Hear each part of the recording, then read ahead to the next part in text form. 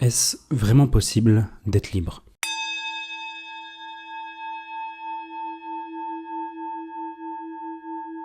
J'ai eu la chance d'être contraint à commencer ma vie assez jeune. J'étais beau, puissant, assez respecté, j'ai gagné bien ma vie. Je bossais dur et savais que l'école ne m'aiderait pas à atteindre mes objectifs. Quel objectif? Je ne savais pas vraiment. Après tout, c'est pas comme si quelqu'un nous aidait à trouver notre voie. J'ai compris que le travail paie. Et mon environnement à ce moment-là ne m'encourageait pas vraiment à penser autrement. Et proposait même des alternatives qui marchaient vraiment.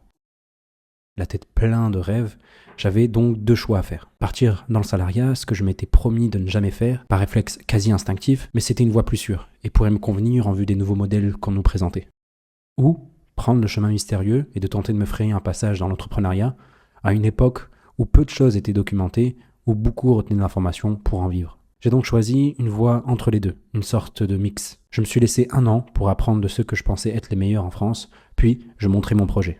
Mais au fond de moi, je le savais, j'avais fait un pacte avec le diable. Et ce pacte m'aura enchaîné pendant 5 ans, contrairement aux 1 an initiaux dont je m'étais promis de faire. Comme dirait l'autre, à qui troque sa liberté pour sa sécurité ne mérite ni l'une ni l'autre. Les premiers signes d'alerte furent la prise de poids, la négligence de ma santé, la caféine à des heures impossibles, la cigarette pour décompresser, puis le Covid est arrivé et le monde s'est arrêté. Et seul avec moi-même, le constat était dur à avaler, et ça a empiré.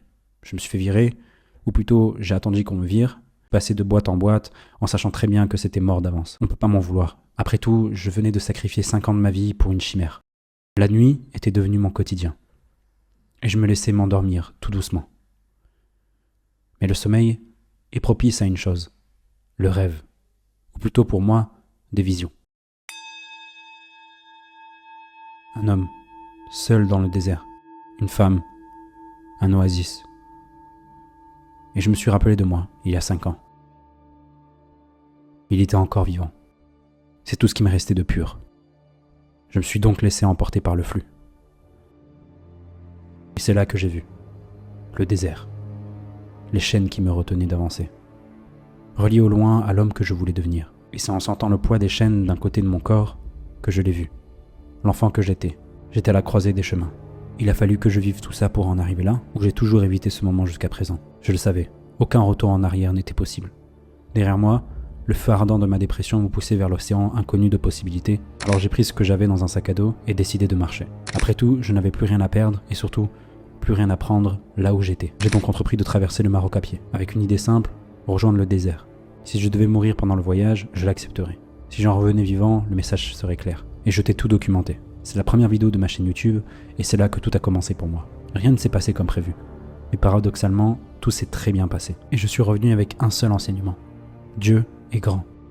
J'essaie d'obtenir du coup ce que j'ai toujours voulu, la liberté. Si on définit la liberté comme l'addition de l'autonomie et de l'indépendance, alors c'est faire ce que tu veux, quand tu veux, où tu veux, avec qui tu veux. C'est mon projet. Et je l'ai appelé le projet Ouria. Alors voici mon but avec toutes ces vidéos. Conquérir ma liberté, partager la vérité de ce monde pour mourir en homme de Dieu et accomplir, je crois, la mission qui m'a été donnée. Je suis un aspirant de la sagesse et voici ce qui s'est passé dans ma vie cette semaine. Bilan de la semaine. On est le mardi 25 novembre. Il est exactement 18h19. Je m'apprête à aller prier le Maghreb. Et avant ça, je fais une petite vidéo. Donc déjà, première chose à faire, j'ai un livre à résumer.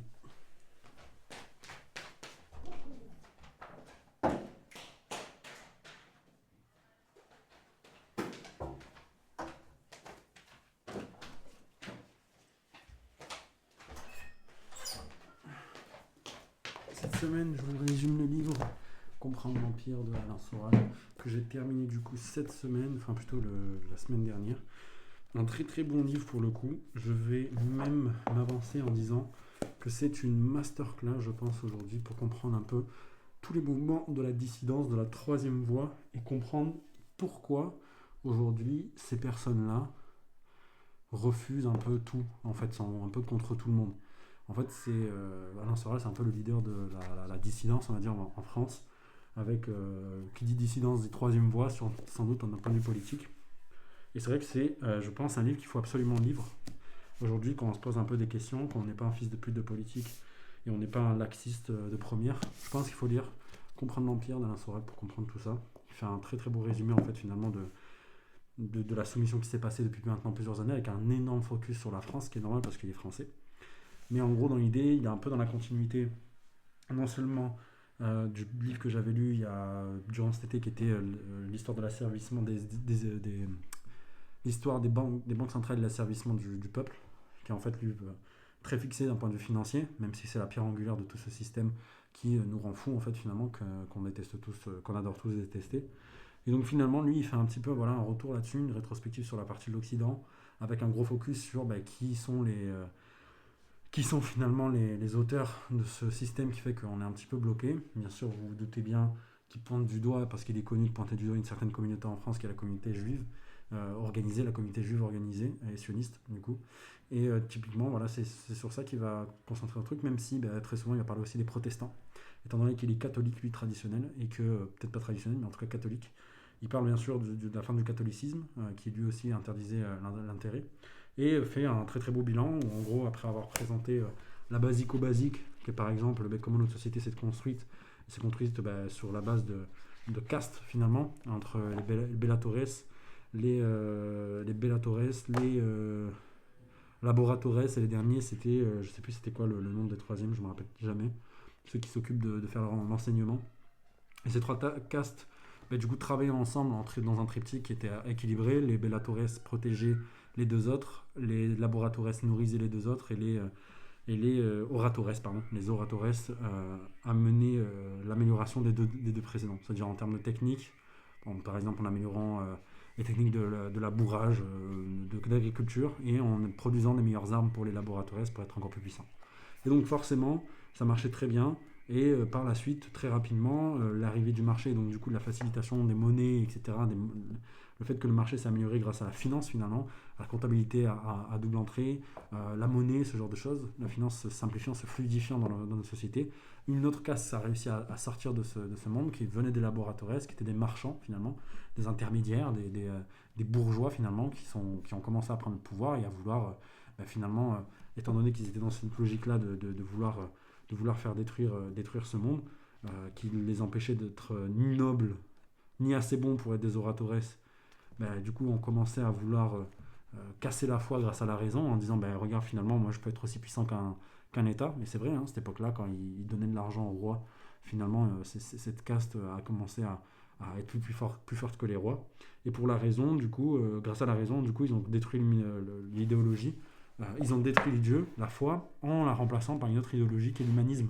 Donc ça rejoint aussi du coup Harari avec Sapiens, qui fait que l'humanisme a apporté le progrès technique, etc. Moi je pense pas. Je pense que l'humanisme a été juste un moyen de tuer Dieu en tuant le roi du coup, et en créant en fait des démocraties qui sont aujourd'hui des démocraties de marché. Parce que, étant donné que la pierre angulaire de ce système est l'argent, et du coup la finance de manière générale, tout doit travailler pour la finance. Et donc c'est pour ça qu'on arrive dans une situation, en fait, avant on avait droite-gauche, avec la droite qui représentait en fait le capital et la gauche le travail. On se retrouvait avec, au final, avec seulement le capital, seulement les consommateurs et seulement le marché. Où en gros le capital fournissait assez aux consommateurs pour qu'ils puissent consommer dans un marché qui va retourner au capital avec une boucle qui ne s'arrête jamais. Et aujourd'hui on se retrouve du coup avec finalement deux grandes castes, élites, qui sont apatrides, qui sont avec un système qui est assez simple, avec un 1%, on va dire 10% de la population, on va dire 20% de la population sont divisés en deux, donc 10%, 10%. Ces deux 10% se battent pour obtenir le contrôle de cette pyramide. Au milieu, environ 60%, on va compter la classe moyenne, ceux qui sont ultra taxés et qui ont peur de descendre dans la dernière place, donc la base de la pyramide, qui sont les pauvres, qui eux sont du coup aidés en masse par les États. Et les deux élites en haut, celles qui sont intéressantes pour le coup, ça va être le parasitisme de l'élite, qui elle va taxer énormément, va vouloir proposer un revenu universel, créer la robotisation, détruire le travail de manière générale et mettre en place la cistana, la dopamine, etc. Et de l'autre côté, c'est l'eugénisme élitiste qui lui va aller plutôt dans une logique d'empoisonnement de la population mondiale, qui lui va aller chercher à essayer de construire une société où eux seront les meilleurs, parce qu'ils pensent que, étant donné qu'ils se rendent compte du système dans lequel ils vivent et qu'ils gagnent à ce jeu, très souvent grâce à ce qu'on fait leur présent, donc pas de leur fait, se permettent de pouvoir penser qu'ils sont au-dessus des autres avec, bien sûr, cette idéologie que finalement l'homme n'est un animal parmi tant d'autres, qu'il a juste un algorithme sur pattes et qu'il n'y a rien d'exceptionnel en lui, donc c'est pas très grave si on peut réduire la population. Donc c'est ça en gros l'idée, c'est de ces deux grandes élites. Et face à ça, il place du coup l'islam, qui est en fait le dernier rempart pour ces personnes-là. Premièrement, parce que comme je l'ai dit, la finance étant donné la pierre angulaire de ce système qui est néfaste pour notre société, l'islam y répond directement grâce à la finance islamique qui se fait sans crédit. Et enfin, au-delà de ça, on a le dernier bastion, on va dire, avec surtout les grands pôles chiites de ce monde qui sont l'Iran, le Hezbollah, le Hamas et bien sûr tous les groupuscules armés au Yémen, etc., qui sont un peu contre ce sunnisme qui commence à devenir un peu atlantiste. Et c'est sur ça qu'il termine ce livre en disant qu'il y a une note d'espoir. C'est, bien sûr, en faisant toujours un focus sur la France. Moi, je vais élargir là en parlant de cette lecture. C'est pas dans le livre, ça. Mais en gros, il dit dans le livre, il y a deux types d'arabes du coup en France. Il y a le musulman qui essaie de se concilier, du coup la République en gros, enfin, on va dire son amour pour la France et sa religion, et l'autre qui est en fait une racaille, en fait, qui n'a rien dans le cerveau, qui est juste un libéral comme un autre, et qui dit wesh wesh la drogue, wesh wesh les meufs, wesh wesh Dubaï, Thaïlande, et ces mecs-là, en fait, il faut le sanctionner. Donc c'est ça sur ça qui termine. Et moi, je suis plutôt d'accord, même si on peut élargir. Alors, aujourd'hui, moi, je pense qu'il y a un bastion qui est représenté par l'Iran, qui est ce bloc chiite, qui lui est très conservateur, assez autonome, qui représente vraiment littéralement la troisième voie, et qui est malheureusement le seul problème qu'on peut leur reprocher quand on est un musulman sunnite comme moi, c'est qu'il soit chiite. Mais je veux dire, dans les faits, dans leur politique, il n'y a rien à dire, rien à reprocher en fait à l'Iran, d'un point de vue de ses envies territoriales de rester chez lui, de vouloir recréer cet empire perse dans lequel ils étaient, de toujours vouloir combattre les musulmans qui se font agresser dans le monde, et de ne pas vouloir laisser aller à Sodome et Gomorre partout dans le monde. Et de l'autre côté, tu as le sunnisme, qui est en grande majorité bien sûr en islam, qui est par contre lui beaucoup plus conciliant. C'est pas une mauvaise chose, hein. Faut que je dise, faut pas penser que c'est pas une mauvaise chose, moi je trouve personnellement, mais qui est un petit peu conciliant avec l'ennemi, en gros avec l'Empire, ce qu'il appelle l'Empire. Donc je pense que c'est un livre qui est super intéressant. Si aujourd'hui en France, il faut prendre des pincettes, bien sûr. Je pense pas que c'est un premier livre à lire. Je pense qu'il y a des livres plus intéressants à lire, comme l'histoire des banques centrales. Je pense que c'est beaucoup plus intéressant de lire ça, par exemple, en premier.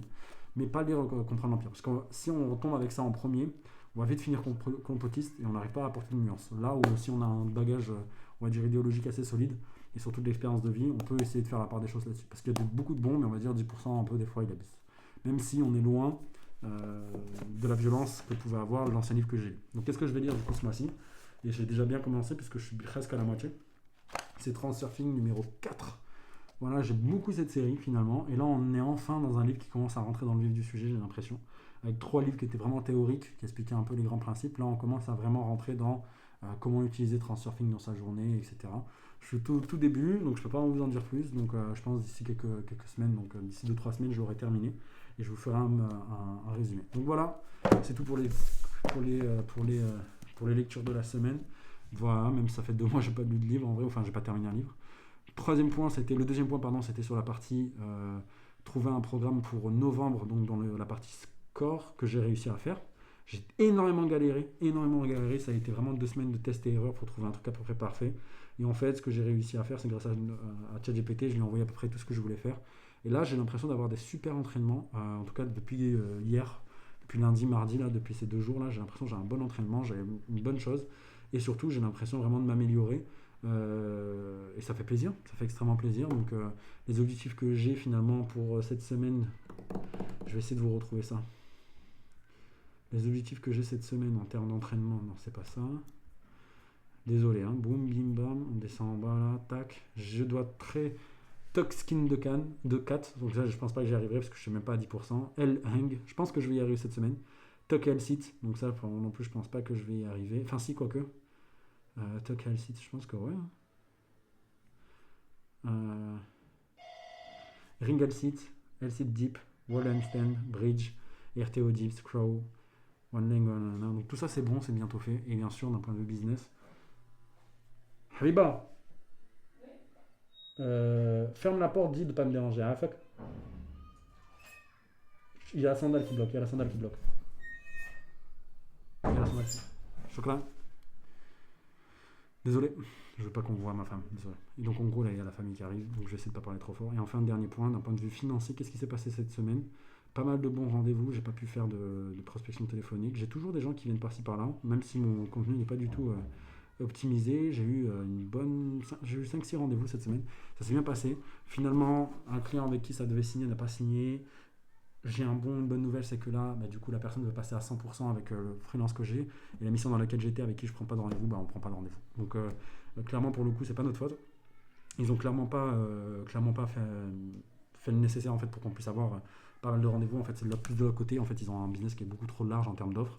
Là où, par exemple, pour l'outil qu'on vend et avec qui on a des bons succès, en fait, ils ont un des deux points. Le premier, c'est qu'ils n'ont pas un produit qui est très niche, parce que finalement, en fait, c'est pas ultra ciblé, mais par contre, ils ont une ICP, des personnes qu'ils doivent contacter qui est ultra claire. Et ça leur permet d'avoir des très bons résultats. Là où l'inverse, ils n'ont pas les deux. Ils ont une cible, ils ont une cible après bien, mais qui est déjà en fait beaucoup trop demandée.